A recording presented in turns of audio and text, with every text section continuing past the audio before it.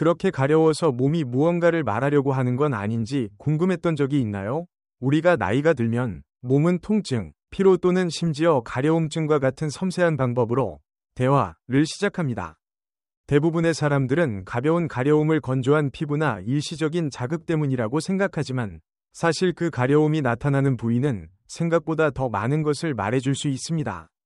실제로 노인의 만성적인 가려움이 심각한 건강 문제와 연관될 수 있으며 이는 무심코 당신의 수명을 단축시킬 수 있는 문제일 수 있습니다. 맞습니다. 지속적인 가려움증과 같은 간단한 증상도 몸이 빨간 깃발을 올리며 더 많은 관심을 기울여야 한다는 신호일 수 있습니다. 이 영상에서는 노인의 가려움이 더 깊은 건강 문제의 신호일 수 있는 신체의 5개 특정 부위를 공개할 것입니다. 지금 바로 시작하겠습니다. 첫 번째, 원인 불명의 상등부나 중간 등 부위 가려움증.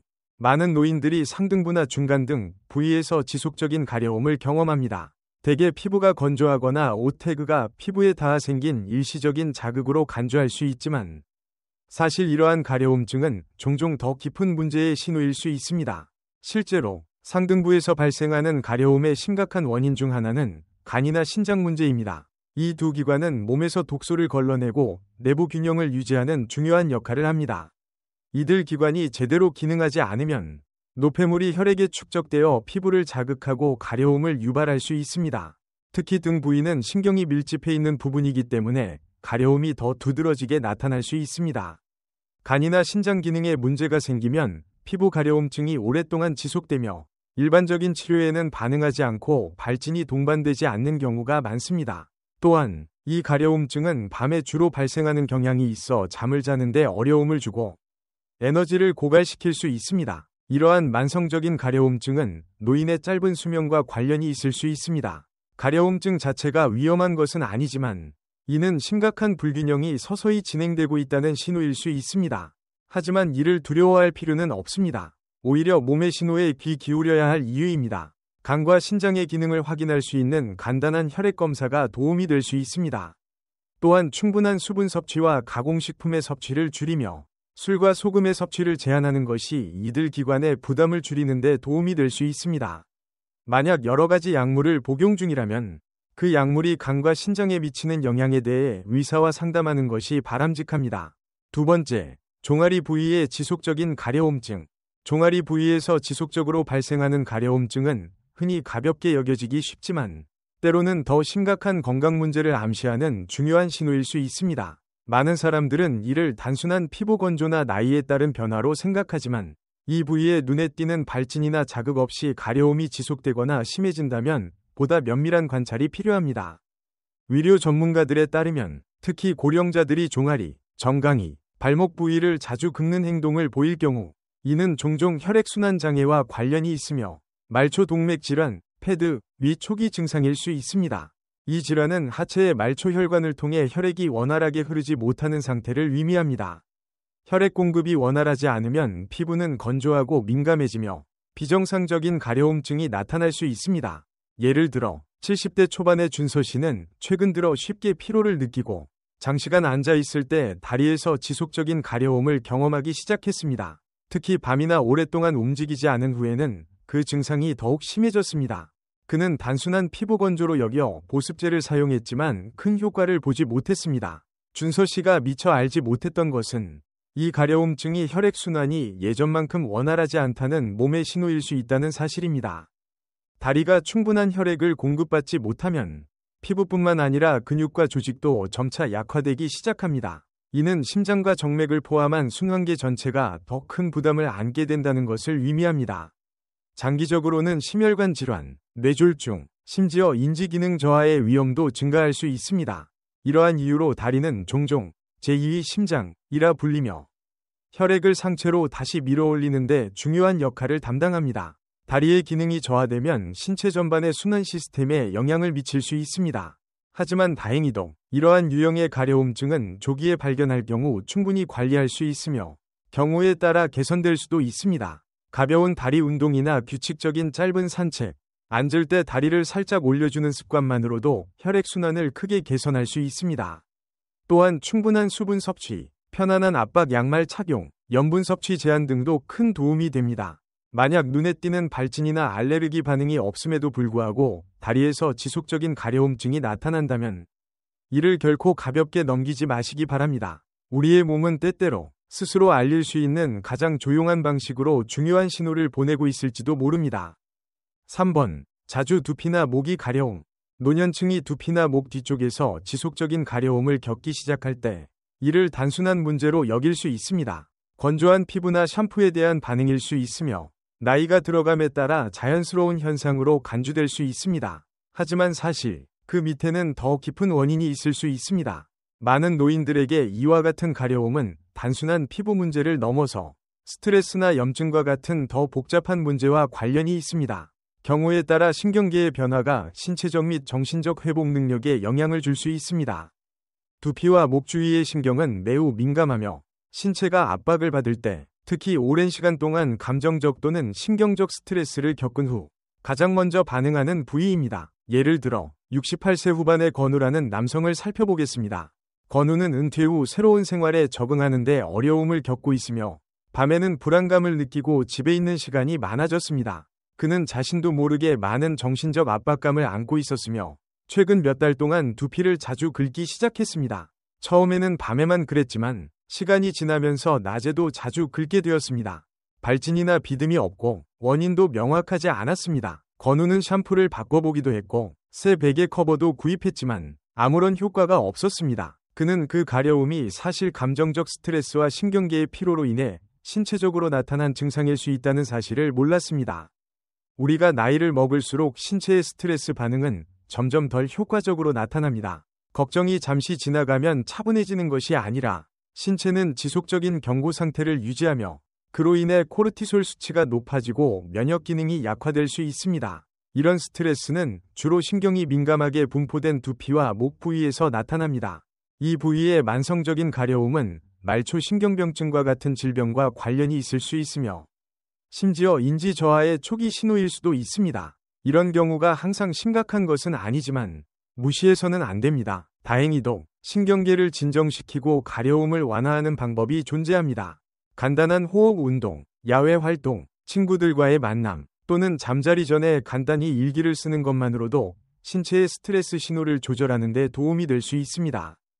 건우는 몇 가지 작은 변화를 시도한 후 아침에 짧은 산책을 하고 저녁 식사 후에는 TV를 끄고 매주 형에게 전화를 걸기 시작했습니다. 그 후 가려움증이 점차 완화되는 것을 느꼈습니다. 물론 즉각적으로 사라진 것은 아니었지만 서서히 압박감이 사라지고 마음의 평온을 되찾을 수 있었습니다. 만약 두피나 목에서 지속적인 가려움이 있다면 먼저 피부 질환이나 알레르기 등을 배제한 후 자신의 신체적, 감정적 상태를 돌아보세요. 최근에 어떤 감정을 겪었는지, 몸과 마음이 어떻게 반응했는지 생각해 보세요. 왜냐하면 우리 몸은 우리가 외부에서 처리하는 자극에만 반응하는 것이 아니라 내면의 감정과 스트레스에도 민감하게 반응하기 때문입니다. 때로는 지속적인 가려움이 신경계가 보내는 신호일 수 있으며 이는 평온함을 찾을 필요가 있음을 알려주는 소중한 경고일 수 있습니다. 이 영상을 보고 계시다면 도움이 되셨다면 아래 댓글에 3번이라고 남겨주세요. 또한 아직 채널을 구독하지 않으셨다면 구독 버튼을 눌러 알림을 켜두셔서 더 많은 유익한 콘텐츠를 놓치지 마세요. 여러분의 응원 덕분에 저희는 계속해서 더 나은 콘텐츠를 만들어 나갈 수 있습니다. 이제 다음 부분으로 넘어가겠습니다. 4번. 가슴이나 배 주위의 지속적인 가려움.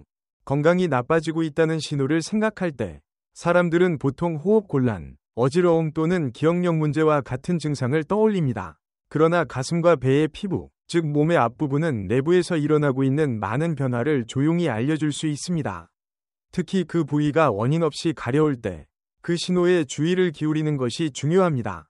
노년층이 몸통, 특히 가슴이나 배에서 자주 가려움을 느낀다면 이는 단순한 피부 문제를 넘어서 더 큰 문제의 신호일 수 있습니다. 이러한 가려움은 종종 영양 부족이나 흡수장애의 초기 신호일 수 있으며 이 두 가지 모두 신체의 힘, 면역력 및 자가 회복 능력을 서서히 약화시킬 수 있습니다. 나이가 들수록 우리의 소화 시스템은 중요한 영양소를 효과적으로 흡수하는 능력이 떨어집니다.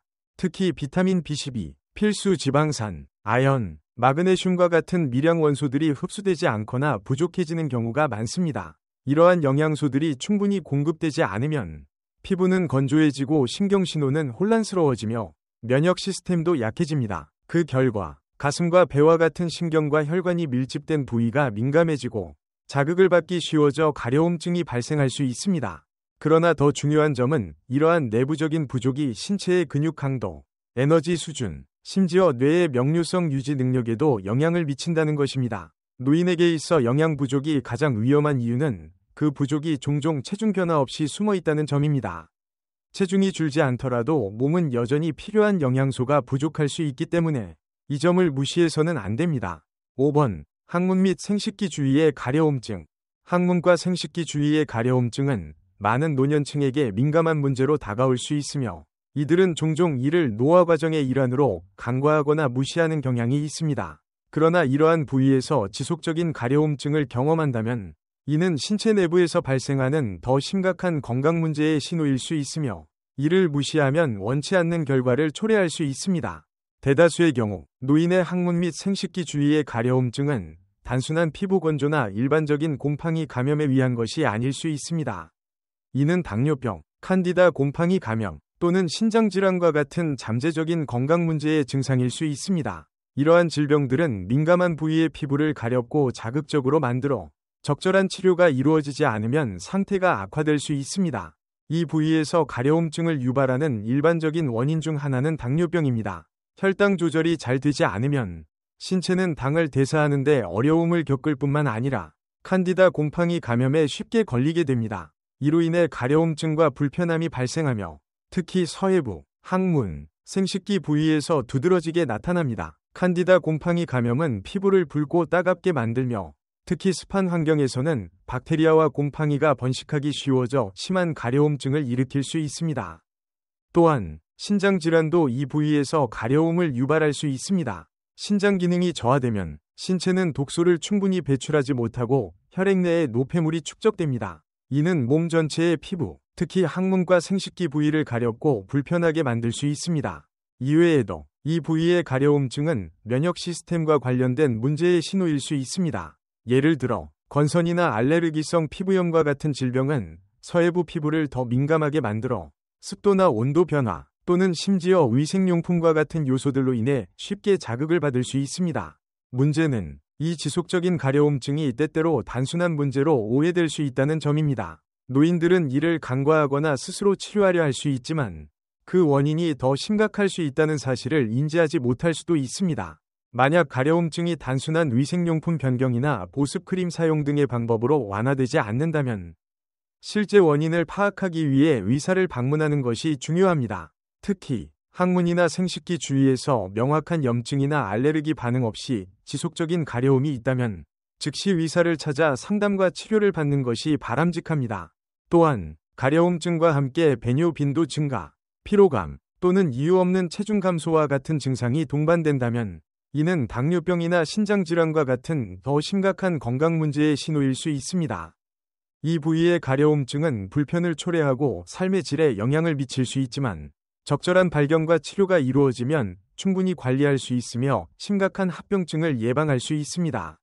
몸이 보내는 이상 신호에 항상 주의를 기울이고 이상이 있을 경우 주저하지 말고 검사를 받으세요. 그렇기 때문에 몸 중심부에서 느껴지는 가려움증은 단순히 귀찮은 일이 아니라 내부의 엔진, 이 연료 부족을 알리는 초기 신호일 수 있습니다. 좋은 소식은 이 문제는 해결하기 쉬운 문제 중 하나라는 점입니다. 영양을 개선하는 것은 복잡한 변화를 요구하지 않습니다.